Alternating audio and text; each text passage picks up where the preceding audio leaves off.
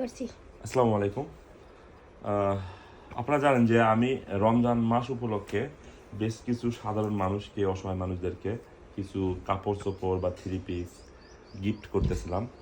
সেই ক্ষেত্রে আমার এক দাদি হন না, দাদি, ওনার জন্য আমি কাপড় কিনেছিলাম, কিন্তু ওনার লিস্টে ওনার নামটা ছিল না, কিন্তু কাপড় ঠিকই কিনছি। 19 আর 20 হয়ে গিয়েছিল, নামটি লেখার না কারণে এই পরে ওনার কাপড়টি দেওয়া লেট হয়ে গেছে।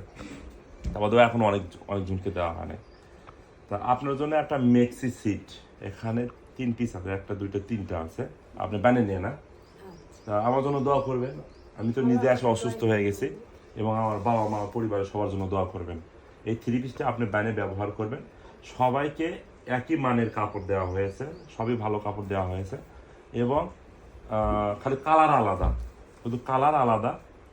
তা আপনাকে এটা আমি গিফট করলাম রমজান মাস উপলক্ষে, এটা আপনি ঈদের মধ্যে বানিয়ে ব্যবহার করেন, ঠিক আছে?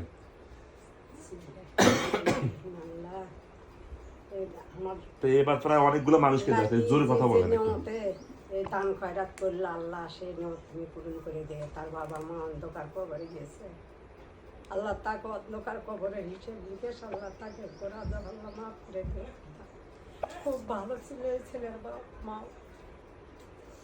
আল্লাহ যে নিয়তে দান করলে সেই নিয়ত যেন আর পূর্ণ হয়ে যায়। আল্লাহ আমি দান করছি, ধরেন আমার বাবা মার জন্য দোয়া করবেন, আমার জন্য দোয়া করবেন। আল্লাহ বাপ মা কোনো যেন আল্লাহ ভিতরে বেশি হয়, জান্নাত বেশি যেন আল্লাহ করে। ইনশাআল্লাহ ভালো থাকবেন। যেন আশা থাকে ওর, আল্লাহ যেন ওর শরীর সম্পদ ভালো হয়, আল্লাহ যেন কামাই কাজ বরকত দেয়। আমাদের যেন কি আশা থাকে আমার পাওয়ার খাওয়ার, অথচ আমাদের আশা যেন কোনো নৈরাশ আল্লাহ না করে। তো এই মানে মেক্সির সিট আপনি কাপড়টা বানিয়ে আপনি ব্যবহার করেন, ঈদের মধ্যে দেখবো যে কেমন হয়েছে এটা। আচ্ছা ইনশাআল্লাহ ভালো থাকবেন। আল্লাহ হাফেজ। আল্লাহ হাফেজ। টাকা টুকা না হলে কি যাবানো ভাই এখন। ইনশাআল্লাহ হয়ে যাবে ইনশাআল্লাহ।